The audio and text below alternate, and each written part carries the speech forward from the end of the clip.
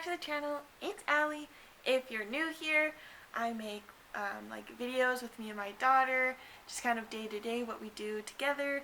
Sometimes we go to the zoo, my husband's in on some of them, and I decided today to sit down and finally do my birth story. I've been talking with a friend of mine. She's actually on YouTube. Her name is Nicole, and I'll link her channel below. I'm going to do my best to do that.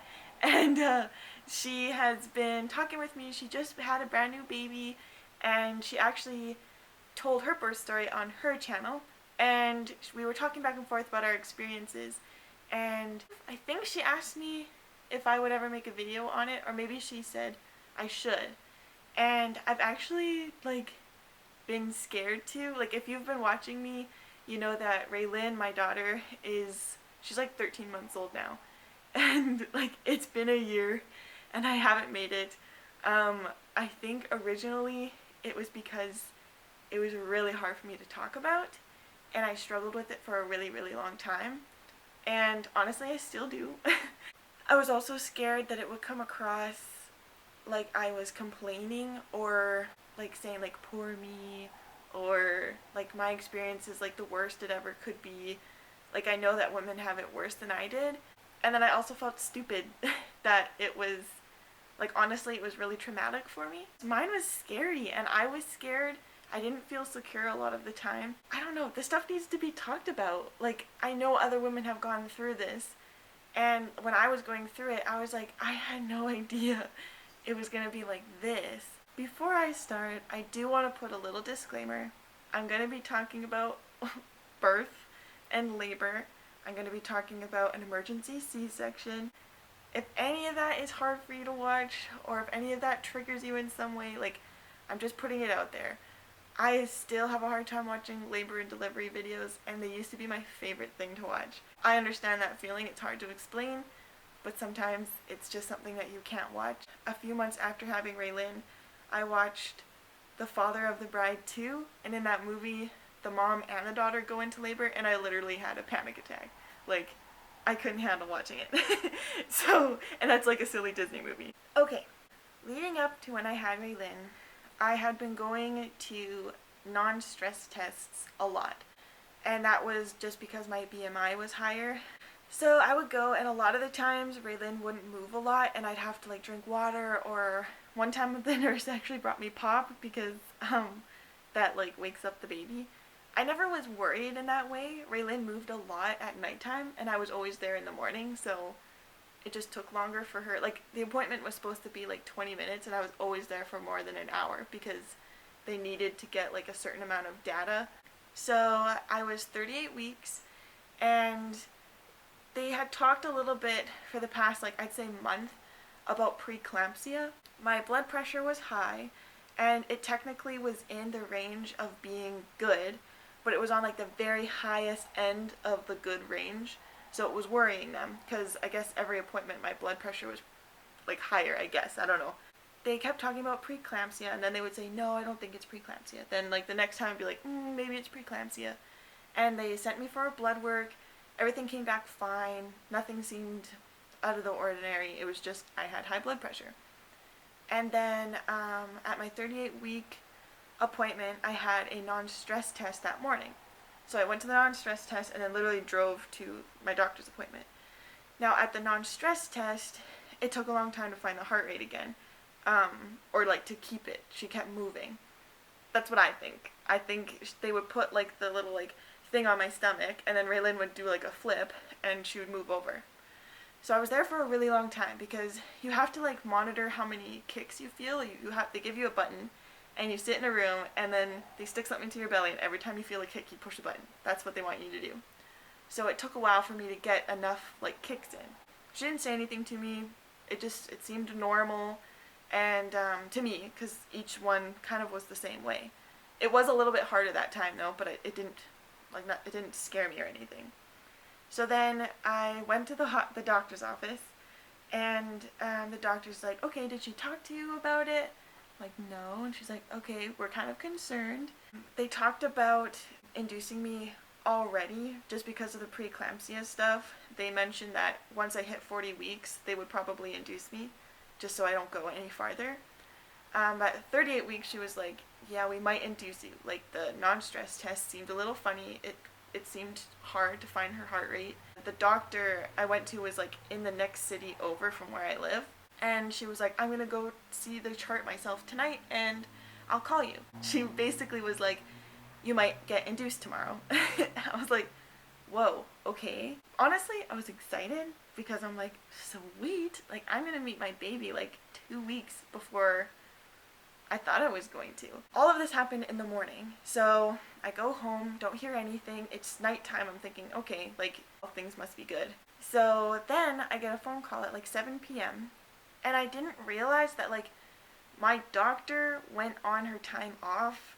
Like, she was done work, but she decided to drive to the next town to go look at the chart because I guess it was alarming. They did a good job of not scaring me because I didn't grasp, like, that it was serious. Yeah, so she basically was like, we can get you in tonight and you can get induced tonight, or we can wait till tomorrow morning. And my husband works nights, so I said, you know, my husband's not even here. I think I'll wait till the morning. So I started calling, like, I called my husband. I talked to my mom. I was telling her about it. Sometimes you can get induced and they'll send you home, but I was being admitted into the hospital. So they told me that once you once you go to the hospital, you are not leaving. So they were saying, like, pack all your bags, which I already had packed. But she's like, you're bringing everything because you're not leaving. Because they were going to hook me up to the non-stress tests every hour. I call the next morning. They say, come in at 9 a.m. We go in and we just go to triage. Like, I wasn't put in a room yet. And I'm just kind of waiting there. They're just doing, like, checks and stuff. And I'm feeling excited, like, oh my gosh, today could be the day. Then they come and talk to me about getting induced. And they're like, this could take up to 5 days to work. And I was like, no. No. Like, I gotta wait 5 days? Like, no way.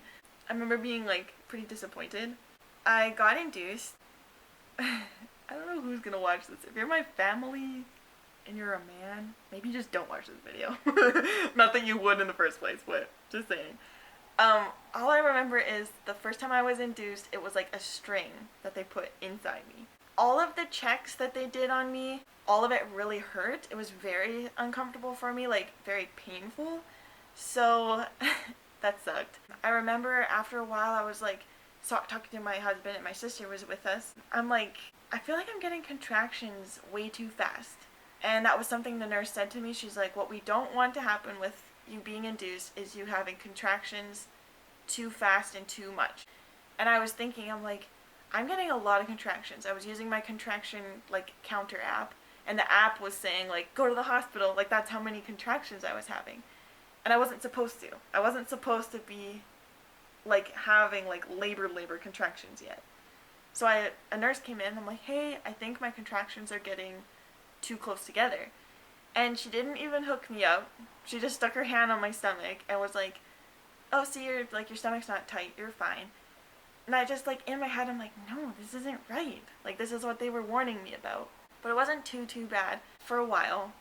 And honestly, like, I have no remembrance of time. I don't remember at, like, what time things was happening because I never slept. So it was, like, 3 days of, like, a blur and just stuff happening. So what I do remember is finally that I was hooked up to, like, the monitor, and the girl was like, whoa, your contractions are, like, too strong and too fast. And I was like, I know. So they took whatever the thing was that they put in me, they took it out, and they let me rest for a bit because I was actually in quite a lot of pain at that point. I think this was sometime in the evening. That part, I don't know if I've, like, blocked it out of my memory. I don't remember, like, certain things. Yeah, so they took it out, let me rest, and then a different doctor came in and was like, do you want to be induced now or wait till tomorrow morning? And I was like, well, I don't want to be a wimp, so I'll do it now. And I'm thinking, like, and I said, because then I'll meet my daughter, like, sooner, right?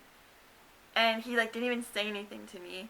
Like, it was very, like, I could tell he's like, I got other things I gotta do. Like, the mindset I had of I don't want to be a wimp was, like, the stupidest, not stupid. I shouldn't have worried about that. I should have done what was best for me. I shouldn't have worried about looking like a wimp to somebody. Like, who cares? I'm going to go through, like, I'm having a baby. So I took I got the next induction, and this time it was a gel. Then I remember it was so painful. I was having so many contractions. It felt like they never went away. It was like period pain times 10 or more. Like constant, wouldn't go away. There was so much pressure. I just remember it being like so late at night, and I'm like sitting there crying, and I would like bounce on a ball, stand up, sit on a chair, and all I'm thinking is they've told me like I'm not about to have a baby. So why am I like struggling so much? And it was scaring me. Like I felt like, wow, I must be so unprepared because I'm not even close to having a baby and this hurts. Like what am I going to do? And I started getting really scared. Like if it hurts already, it's going to hurt so much more later. Like I was really scared. I did get medicine at one point and it felt better. And then it came back and it felt really, really bad again. And a nurse came in, like this is late at night, like Christian was sleeping, which next time I will probably like wake him up and have him like help me calm down. But I was just thinking like I'm going to let him sleep because I'm going to need him tomorrow. Like I worried way too much about what other people needed. Like I really needed to just focus on what I needed. A nurse came in and like it was really hard for me to speak up. And I said to her, I'm like, I'm in a lot of pain. Like, I kind of wanted to be like, is this normal? Like, I'm not, And she just looks at me and she's like, yeah, you're in labor. And I'm like, oh, okay. And she's like, try sitting on the ball. I'm like, I have done that. And then she's like, try this. And I'm like, I have been doing that. And she was kind of like, like, suck it up. And I just felt so, like, wow, I must be an idiot. Like, I went in to the hospital feeling like, I'm going to crush this. I'm going to do this. I'm going to do a really good job. I'm going to take the pain. Like, I'm going to do a good job. And it was like, her comment, I was like, what an idiot I was, thinking I can handle this. Which is not the right mindset. That's just how I felt at the time. Then a nurse came in, was like, oh, I can get you the medication again and put you, like, I'll go double check that you can have another, like, dose. Honestly, I don't even remember what it was, for pain relief. I'm like, yes, please. Like, if I've got to last 5 days, I need help. Like, I'm struggling. And she didn't come back, and didn't come back, and didn't come back. And I remember looking at the clock and saying, like, okay, if she doesn't come back by 6 a.m., so, like, I have been now awake since I got to the hospital at 9, and it's 6 a.m. the next day, and I'm going, if she doesn't come back by 6:30, I'm going to use the help button. Like, I need help. I'm in a lot of pain. And because I was so scared to, like, sound like a wimp, and I was so scared to come across as, like, the evil pregnant lady. Like, I wanted to do a good job, and that I shouldn't have worried like that. That was too much to put on myself. And when my nurse came back, she was like, I'm so sorry, I forgot. And I just remember thinking, like, I don't remember all the times, but I remember in my head, like, I remember so vividly being like, I've waited 3 hours.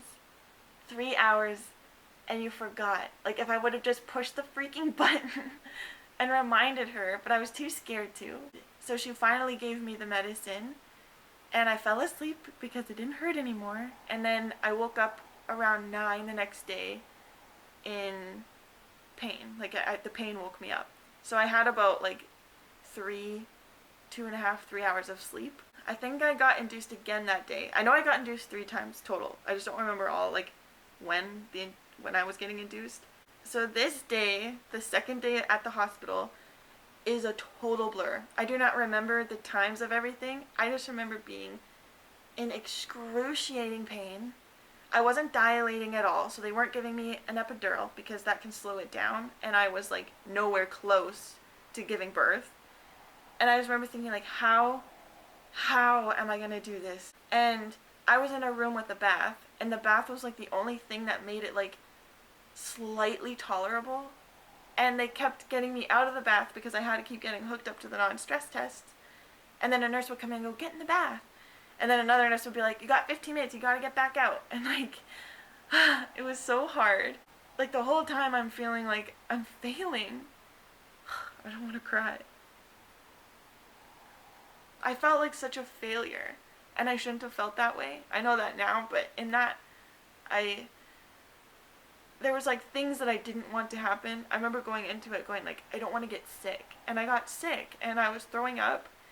And my dad was so nice. He came to like visit because I was nowhere near having the baby. So he came to like sit and visit.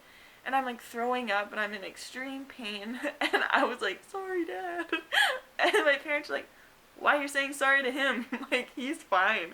But oh my goodness. I was throwing up. So I went like the entire day in a lot of pain. The labor was like all in the front. I had back labor too. It's like you're being like run over by like a bulldozer on your back while everything else also hurts. They had me on an IV. I don't remember why. Now that I think of that, I don't remember why. But I had an IV in my arm. And I was in so much pain and I would like grab the side of the bed and like stiffen up because it was like I couldn't go anywhere because I was always hooked up to the non-stress test. So I couldn't walk around and do anything. I was in like excruciating pain and stuck to a bed and stuck to an IV. So I'd like move and then the nurse would have to like fix my arm. And that like kept taking me off because I'm like, I'm trying. And she would like, try a new position. I'm like, I can't. You're moving my arms. Like, I had nowhere to go. I had no room to move. And I was in like so much pain. I wasn't allowed to get any epidurals or anything. And it was like, and I had no end in sight. I didn't know when it was going to end. It just felt awful. Christian was with me the whole time. I don't even remember his face, but I remember like someone was always holding my hand, which I appreciated because holy crap, that was hard. And then the like main doctor that day came and talked to me and she was like, heads up, just letting you know, like a C-section might be something that we end up doing because like you're not dilating, just a heads up. And like the weird thing was, someone I knew had just had a C-section like a few months before me. And I weirdly had like accepted the fact that I'm like, if that ever happened, I was going to be okay with it. So she was talking to me about it. I'm like, if a C-section is something that happens, I will not be upset. That'll be okay. So the stuff keeps going on. I'm in excruciating pain. And finally, I feel my water break. And I'm literally, I can remember it so well. I'm like laying in the bed and I'm in like so much pain. Like I thought I was yelling, but my mom said I wasn't. But in my mind, in that moment, I was like angry and yelling because I was like, I think I said like, when is it gonna end? When is it gonna end? This hurts so bad. This hurts so bad. I was saying stuff like that. Then I felt my water break and I was like, my water broke, my water broke, my water broke. Because I was like, but something good's happening. Something like I'm finally doing the right thing. So I'm like, my water broke, my water broke. And I'm thinking like, give me medication. I can't take this anymore. And then the nurse was like, I don't think your water broke. And oh my goodness, my heart dropped. I was like, it did, it did, it did. And so they had to go like check it. And she came back, she's like, yes, your water broke and you're 4 centimeters dilated. You can have an epidural. We'll come right back. And I remember being like, oh my gosh, I can do this. I can do this. And an hour later, they came back. And I remember thinking like, why did they keep telling me they're going to come right back and then it being like hours later? I also forgot to say, this is like the main thing. I was having contractions back to back with no breaks. So for almost 2 days, I would have like 5, 8, 10 contractions in a row without a break. So most contractions, what they're supposed to do is you have a contraction, you have a little break in between. You have a contraction, you have a little break in between. And they get like smaller and smaller, but like you have breaks. So I was going like 5 minutes, like I would have like minutes long of a contraction. And then sometimes I wouldn't get a break and another round would come. Or I would have like maybe a minute where I'd be like, oh my gosh, okay, it's gone. And then it was like back. And it would be back for like 5 minutes. Like, and like I say 5 minutes, but then my break was like 30 seconds and it would be back for another 5 minutes. Like I was in excruciating, like contractions hurt. And they were constant. I didn't get breaks for 2 days. Like I was dying. And so finally when my water broke and they said an epidural, I was like, holy crap. Like, I can handle this now. And the epidural guy came in, and he was, like, talking so slow. It was like a sloth. He's like, when you're not having a contraction, let me know, and then I will do the epidural. And I remember saying, like, I'm not having a contraction right now. Let's just do it. Let's just do it. Because my contractions would last so long. So I'm like, if we're going to, like, do this, let's do it now. I'm not having a contraction. Like, go, go, go. And he's like, no, no, no. I need to tell you what this is about. And blah, blah, blah, blah, blah. And then he's like, are you ready? And I'm like, I just started crying. I'm like, my contractions are coming back. My contractions are coming back. Because I knew I was going to have, like, a bajillion in a row. And he wasn't going to wait around for them to go away because they lasted so long. So he's like, well, we're going to have to do it. So they, like, in an epidural, you, like, bend over, and some people say their husbands had to leave, but Christian didn't. But I was, like, bent over, and they tell you not to move, and I didn't feel it at all, probably because I was in so much pain. And my foot, it, like, made my foot, like, my whole leg, like, kicked out. And I remember yelling, I didn't do that, I didn't do that, my leg did it, my leg did it, I didn't do that. Because I was so scared they were going to get mad at me. Finally, I just remember, like, laying back and being like, it's over. Like, I'm going to be okay now. It's going to be okay. And then a nurse was like, move to your side, move to your side. And I'm like, I'm numb. I can't. And it's just, move over, move over. And I'm like, I can't. At this time, it must have been, I guess, maybe like 10 minutes of peace. And Christian went to go get food because they said everything's going to slow down now. You're all good. So Christian went out. And all of a sudden it was like I said, she was telling me, move over to your side, move over to your other side. And I'm like, I can't, I'm numb. So I had nurses like pushing me to one side, pulling me to another side. And I don't know what's happening. And at this point, it's all a blur. My mom said it was like one nurse would say something and then they would leave. And then like 3 more nurses would come in and they would leave. And then like they would talk about this and they would talk about that. And then another person would come in. Finally, a doctor came in. My mom said they said it had been 3 minutes without a heart rate. And the doctor's like, C-section, go, go, go. Sorry, this is me editing. I forgot to add that it was like such an emergency that my mom said they literally took another woman out of the OR to get me in. So some poor lady had her scheduled C-section, was in the room ready to get her C-section, was like getting prepped. And they were like, yep, nope, you're out. And she's in. And she like looked at me, she's like, you good with that? And I remember thinking like, my husband's not here, my husband's not here, my husband's not here. I was like, I literally was about to like have a mental breakdown. And then Christian like walks to the door with his like A&W and they like throw scrubs at him. They're like, you need to change, we're going. So Christian had a hard time with that because it was really like abrupt. And at this point I was like, I'm having my baby, I'm not in pain anymore, let's do this. They wheeled me down the hallway. At this point, I probably was a bit loopy because I remember being like, woo, in my little hospital bed, flying through the hallway, going to get my C-section. I go into the C-section thing. I've got all these people watching me, which was weird because I have no clothes on. And they put like the sheet up. I can't see anything. Then they like put like way more epidural in. So I was frozen from like waist down. And not frozen, I guess, numb. And then everything happened really fast. It was like they prepped me, they like cut me open, and I remember me and Christian were sitting there, I guess I was laying there. Christian was standing, and we heard a cry, and we both went, "Aww," and that was really cool. And then they were, I guess, stitching me up. I don't know, but they went, "Okay, Dad, come on over." And honestly, I remember being like, "Wait, what? Like, aren't I gonna get to see her?" They had Christian go over. When they showed her to me, they had already like wrapped her up and put a toque on. And I just remember like looking at her and being like, oh my gosh. Like she looked just like me. We were basically twins. It was like such a rewarding feeling after going through something so excruciating and so scary. And I was like, oh my gosh, a perfect little baby. The C-section thing never bothered me until I heard someone say like the best part of labor is after all that pain, they put the baby on your chest. And I was like, I went through a lot of pain and then was shown a baby wrapped up. But they did bring her to me and I held her for a second. And then literally like 30 seconds later I threw up because I was dizzy. And like I was saying like, I'm gonna be sick, I'm gonna be sick. And they weren't listening to me, and I had to yell at them. I'm like, I'm gonna throw up. And they finally got me like a thing to throw up in. And then I'm laying there, throw up on my face. and I just had a baby.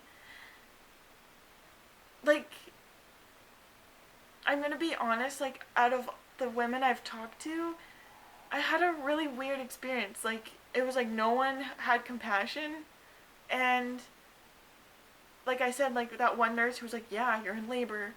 That's how I was talked to, like, a lot of the time.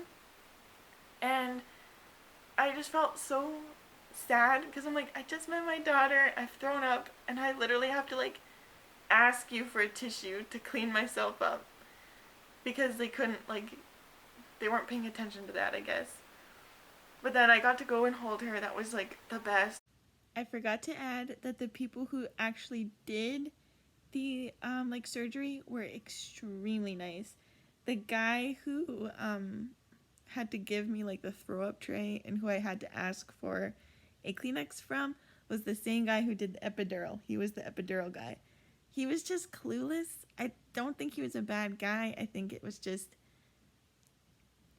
he just wasn't someone who like knew what to do in those situations. And we started breastfeeding right away, and the nurse was like, your breastfeeding looks great. I really don't remember the night very much. What I do know is I had her at 9:24. I really don't remember what happened that night. I remember feeding her, and I remember them asking, like, do you want us to put her back in her like crib bassinet thing? And I was like, no, I'll hold her. And I know I didn't really sleep. After a C-section, you have to, at least where I am, you stay in the hospital for 2 days. But because I had Raylin so late, I would have been discharged at nighttime on the second day. So we stayed for 3 days. In that 3 days, I had a vacuum pack, like, sealed bandage. Like, I actually had, like, a battery pack connected to my bandage. And I wasn't allowed to shower for, like, I think it was 48 hours or something.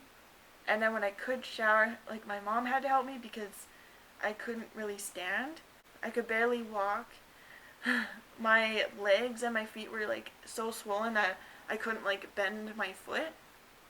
And I guess that was from all the fluids that they had to pump into me through the IV afterwards. I'll be honest, like, my time at the hospital was not good after having Raylin.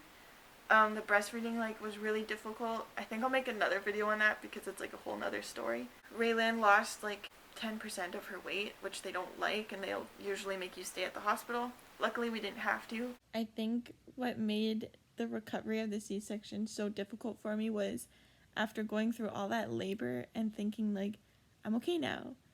Then I had to go through the recovery of the C-section, and I didn't recover that well. It took a long time, and it was very painful.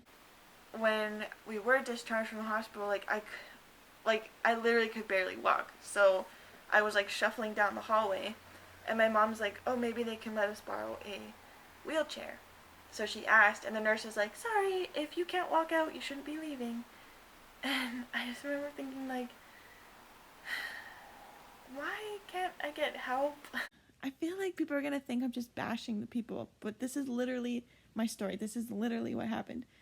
But I was constantly told I was doing everything wrong. And then the day we were leaving, we were getting her all ready. We had everything checked. She was all dressed. And then a nurse came in, and she was just telling me the information, but it came across so harsh because I was already having a hard time. And she was like, you probably can't leave. Your baby has lost 10% of the weight, and that's not good, and we don't usually let people leave, and your baby's going to have to be monitored. And it felt like I was getting in trouble. So that's why when, like, I needed help getting out of the hospital and they said no to the wheelchair, like, I just felt like it was, like, another thing that was, like, making things hard. Like, I was just tired of everything having to be a challenge. So I shuffled out. We had to bring a different car because I couldn't get into Christian's car because it was too low. At home, we brought a chair from my grandma's house that that was the only thing I could sit in, and I couldn't sleep on my back. I couldn't lay down. I don't know why. It was, like, pulling on my C-section. So I had to sleep sitting up in a chair for, like, 2 weeks. And then I had to lay in a couch for another week because I still couldn't lay on my back. I didn't know that having contractions in a row back to back was a thing. since having that, I've heard other women talk about that. It's actually something that a lot of women had the same induction as I did, and that caused the contractions to be back to back. They did a really good job of not scaring me. It wasn't until after where I realized, like, oh, like, that could have been bad. So I'm thankful. Anyway, that's the story. Raylan was born at like 9:24. She was 7 pounds 3 ounces. And then when we left, I think she was 6 pounds 4 ounces because she lost quite a bit of weight. But I think I'm going to make a couple more videos like that go along with this one where I'll talk about like my breastfeeding journey because that was hard and I think it needs to be talked about. And what it was like coming home and recovering from a C-section. And then I might talk about like visitors and stuff after you have a baby because that was something I struggled with a lot too.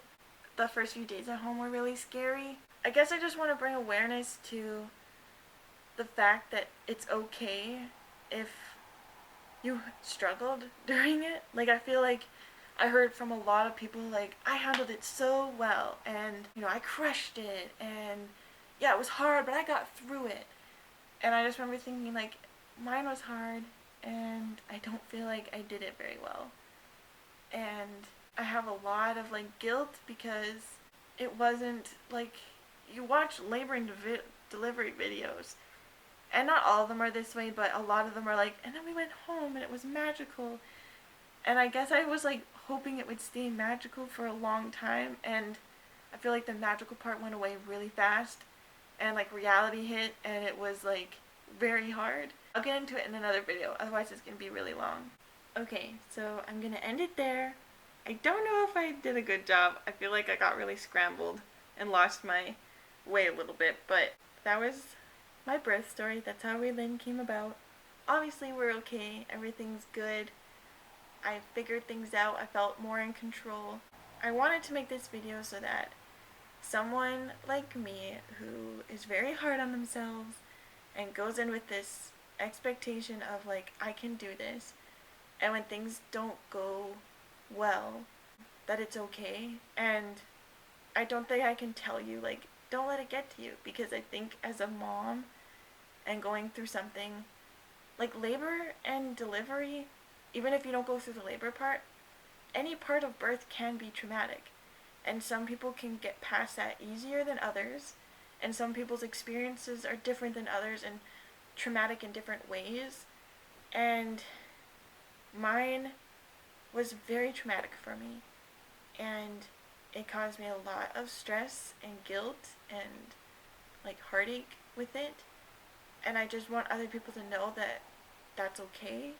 Eventually I started listening to what I thought and what my mother instinct was telling me, and that's when I started feeling okay, and that's when I started feeling back in control, and like I didn't need to worry so much. This is in no way saying like, poor me. It is, I think it's okay to acknowledge and to allow myself to know that was hard. And if you're someone like me and you had an experience like that, like, I don't want you to feel guilty, but at the same time, like, I know you will because I do. But I know it's okay. This in no way ruined my relationship with my baby, but I did think that at the beginning. I felt like I was scared that the bonding experience was messed up because I was so stressed, and I was scared that I didn't give her enough, like I didn't focus enough on like how happy I should be because I was so like traumatized. I feel like every woman struggles and just not everybody talks about it. So I wanted to talk about it. And if you have questions, because I'm sure this is kind of like all over the place, comment down below. I will really try and comment back like my advice or my suggestion, or to clear something up if I'm confusing about anything. I hope this helps somebody, because I'm scared that this is going to scare people more than help them. My experience does not mean it's going to be your experience, but I want you to know that you are doing enough. You are doing your best, and you can get through it, and your baby will know you love them. I was so worried I wasn't coming across loving to my baby, And I know I was. Looking back now, I adored Raylan. I still do, obviously. Like, she's the best thing. I love her. There in no doubt was I not loving towards her. But even now, saying that, there's like a little bit of me that's like, well, you didn't hug her enough. You didn't do skin on skin enough. I did the best that I did the absolute best that I could. And it was really hard, but I did it. And now I know more. And now I know what to expect for next time. And now I know what to ask people for. Now I know the help that I'm going to need. I now know I need Christian to stay home longer than the time I had last time. I know I need more support. I'll talk about it in another video, but I know I don't want a ton of visitors right away. And I know that if a doctor says they're going to come back and they haven't come back for a while, I can push that button. Like, I shouldn't worry about being the annoying pregnant woman. I'm going to end it there because I'm going to go, like, forever. Thank you so much for watching. And like the video, subscribe, check out some of my other videos, and comment down below if you, like, have any questions, like I said.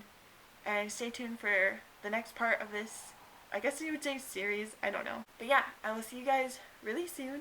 Check out Nicole's channel. I'll link it down below. And if I can't figure out how to link it, I'll link her birth story video. I'll link something to Nicole. Go watch her. She's awesome. And yeah, see you guys soon.